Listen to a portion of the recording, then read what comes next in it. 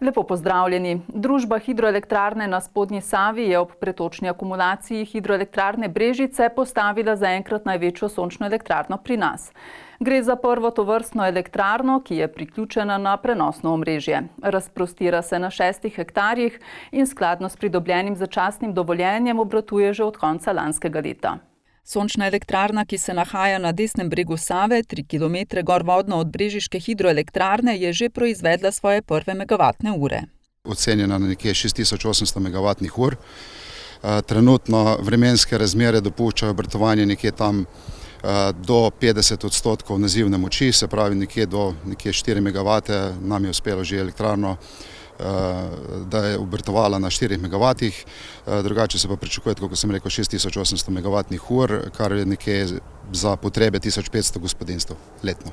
Nameščena je na 6 hektarjih. Z 11.232 paneli, nazivno močjo 6 megavatov in s proizvodnjo 6800 megavatnih ur pa je trenutno največja sončna elektrarna v Sloveniji. Trenutno je največja obratujoča elektrarna in pa tudi posebnost elektrarne je v bistvu priklop na prenosno mreže in pa hibridno delovanje skupaj z hidroelektrarno Brežice. Elektrarna deluje kot četrti agregat hidroelektrarne Brežice. Vzporedno obratovanje z hidroelektrarno je omogoča optimizacijo obratovanja, kar pomeni, da za hranilnik energije uporabljamo v bistvu pretočno akumulacijo hidroelektrarne Brežice. Izgradnja sončne elektrarne je trajala 1 leto in je bila zaključena novembra lani. Vrednost naložbe je znašala približno 4,5 milijona evrov, zanjo so pridobili približno 800 tisoč evrov subvencije. Trenutno obratuje skladno z začasnim pridobljenim uporabnim dovoljenjem, kar pomeni, da se na njej še izvajajo testiranja in pa garancijske meritve. Po končanju teh aktivnosti sledi pridobitev končnega obratovanja in pa tudi, kar je pogoj za pridobitev uporabnega dovoljenja. Pridobitev uporabnega dovoljenja pričakujejo v naslednjih mesecih. To je odvisno od teh testiranj in pa dokazovanja skladnosti opreme z zahtevami, ki so bile podane strani sistemskega operaterja. V družbi hidroelektrarne na Spodnji Savi pa se že pripravljajo na izgradnjo še ene sončne elektrarne na levem bregu Save z ocenjeno močjo 4 megavate, ki bo prav tako samostoječa in priključena na prenosno omrežje. Na Gubčevi ulici v Krškem so v začetku januarja začeli z arheološkimi raziskavami na območju novega večstanovanjskega poslopja, v katerem bo mestna občina Krško zgradila 17 neprofitnih stanovanj. Glede na to, da gre za zaščiteno območje, so arheologi na tem mestu ostali nepričakovali. Če samo povem, da v okolici je kar nekaj gradišč oziroma recimo železnodobnih najdišč, gradišč, gomilno grobišče je nad nami vzadej, je pravzaprav logično, da smo tudi na tem mestu, kjer se nahajamo v bistvu na vznožju tega hriba, tudi naše ostanke iz tega obdobja. Torej ogromno ostankov iz obdobja starejše železne dobe, še prej iz bronaste dobe, potem pa tudi iz obdobja rimske okupacije oziroma rimskega obdobja in pa nazadnje tudi iz obdobja srednjega veka. Kot največkrat na terenu se arheologi zbiramo največ lončenine, to je najbolj preprost material oziroma največkrat uporabljen, zato tudi na tem terenu ni nič drugače. Največ lončenine smo nabrali, smo pa pridobili tudi nekaj kovinskega gradiva, nekaj novcev, rimskodobnih novcev in pa še nekaj ostalih železnih predmetov. Zdaj trenutno končujemo s terenskimi deli, nato pa vse te predmete odnesemo v kabinet, kjer jih bomo obdelali, izpisali poročilo, nato pa vse te predmete in tudi poročilo predali pristojnemu muzeju, to je v tem primeru Posavski muzej Brežice. Tine Vegel je eden od 9 operaterjev v regijskem centru za obveščanje Brežice na številki klicev v sili 112. Malo je takih klicev, ko ti nekdo zaželi le dober dan, a se sčasoma navadiš, da so to po večini taki slabim, velikokrat žalostnim ozadjem, pripoveduje. Obiskali smo ga na njegovem delovnem mestu, kjer nam je dovolil podrobnejši vpogled v delo, ki ga opravlja že dobrih 24 let. 112 klicev sili, prosim. Klicev sprejmemo povprečno na dan med 80 in 100, recimo 90 klicev bi lahko rekel, da je povprečje nekje. Klici so pa različni. Številka 112 je v bistvu namenjena za vse. Za plin, elektrika, voda, poginjene živali na cestah in tako naprej, tudi doma, ko pogine domača žival, tako da razgibano. Obstajajo določena obdobja, ko operaterji pričakujejo povečano število klicev. Veste, velikokrat se moramo zanesti recimo na vremenske napovedi, takrat imamo ponavadi 2 plus je mogoče 1 v rezervi, ki ga pokličeš in da pride ti pomagati. Drugače pa nekih specifik ni, ne. Tudi ta polna luna mogoče nima takega vpliva, kot kdo misli, ne. Redko se zgodi, no, da imamo takrat povečano število klicev, ne. Drugače pa ja, ko so pa kakšne take nesreče, ki jih ne moreš predvideti, se pa pol rešujemo, če treba popolnitev centra, v dogovoru z vodjem centra, se pol določi, kdo bo prišel ti pomagati, ne, kolikor je potreba. In kakšen bi moral biti tisti, ki sprejema klice v sili? Moraš biti iz tega testa, da te ni strah. Moraš biti tudi prepričan vase, ker ko dobiš klic, nimaš časa razmišljati, kaj boš naredil, ne. Ti moraš tisto sekundo se pač odločiti, dejansko v sekundi, kaj boš naredil, ker ne moreš reči človeku, daj pokliči čez 5 minut, ne, bom jaz malo premislil, ne. Vsak klic je nekaj novega in vsak dogodek je drugačen. Človeško telo je tako, da se navadi res na določene stvari, tako da recimo, ne vem, jaz ne čutim nekoga stresa, ker vem, poznam svoje delo, pa vem tudi, da ko bojo ljudje klicali, ponavadi je malo tistih klicev, ko ti zaželi sem dober dan, ne. In v teh vseh letih pričakovanj teh klicev, ki imajo ponavadi samo slabo ozadje, se človek tako navadi na to, da teh stvari tudi pol ne nosiš ven iz tega prostora. V bistvu, ko stopim ven, nekako odmislim vse tisto, kar je bilo, ne. Na tem delovnem mestu ni prostora za napake, dodaja naš sogovornik. Srečuje se s klicatelji, ki so v strahu in paniki, ki govorijo nepovezano, zato so precej zahtevni, saj od njih le stežka pridobi vse potrebne informacije. Zmeraj poskušaš pač z njim vzpostaviti kontakt, da ti čim prej pove tisto, kar je potrebno. Se je pa tudi že zgodilo, recimo smo imeli požar, ko je gospa klicala in edino, kaj je znala povedati, je bilo tudi, da gori.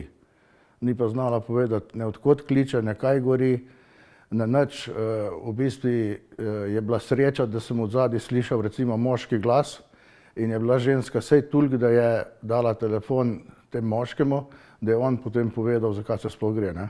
Tu je treba preprosto imeti občutek, dodaja. Operaterji na številki 112 so prvi, ki jih pokličemo, ko pride do nesreče oziroma ko potrebujemo pomoč.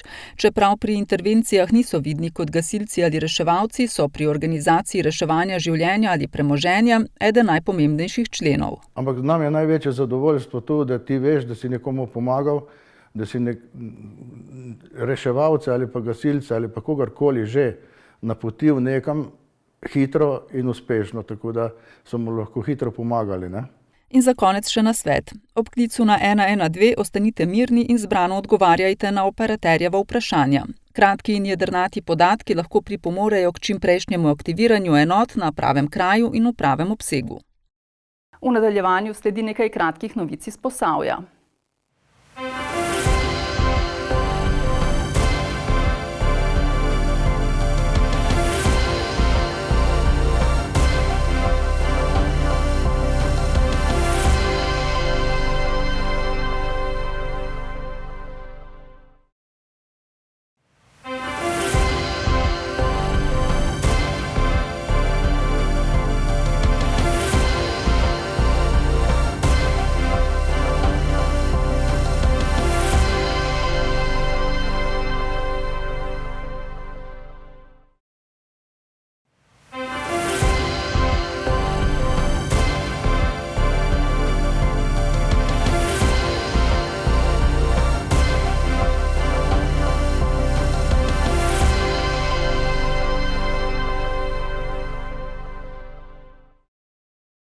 Danes je v Krškem potekalo zaključno jubilejno 10. tekmovanje projekta Mladi genialci, ki ga Gen Energija pripravlja v sodelovanju z Nuklearno elektrarno Krško.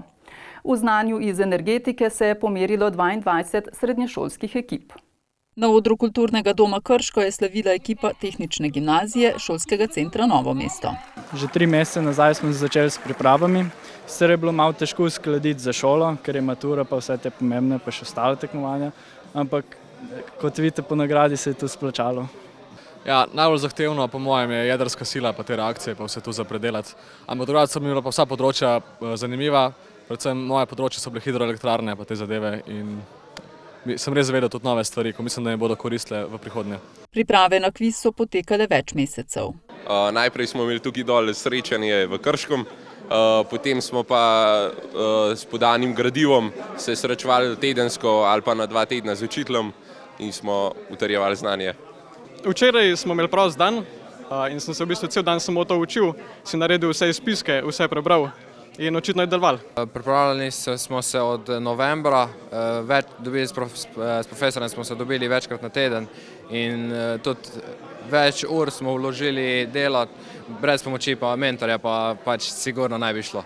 Pripravljali smo se s profesorji, z našimi mentorji, sami smo doma šli čez gradivo, predvsem pa je res veliko časa smo namenili temu, tako da tudi šola ni veliko trpela na ta račun, ampak prosti čas je pa kar bil omejen zaradi priprav na tekmovanje. In zakaj je pomembno, da se mladi izobražujejo o energiji in energetiki?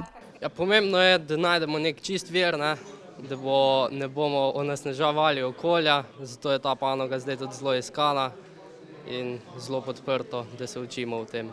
Zato, ker vsi vplivamo na naše okolje in na cel svet. S tem, ko se vsi izobražujemo v tej smeri, lahko tudi pripomoremo k boljšemu svetu za vse, ne samo za sebe. Ja, jaz menim, da je to predvsem pomembno za našo prihodnost v tej smeri, če se bomo mogoče v tej smeri zaposlili, pa tako. Zato, ker je v tem veliko prihodnosti in bomo imeli probleme z oskrbo z energijo. Ker mislim, da je v bistvu brez energije danes ni nič, bilo kjera, jedrska, vetrna, hidro, to je prihodnost. Ja, menim, da je to pomembno zato, ker je energetika je zelo pomembno vprašanje in je tudi prihodnost je odvisna od tega, kako se bomo mi pravilno odločali. Tokratni kviz Mladi genialci je bil že 10. Organizatorji pa s tem projektom spodbujajo zanimanje za tehniko in naravoslovje. Za konec poglejmo še na naš spletni portal eposavje.com.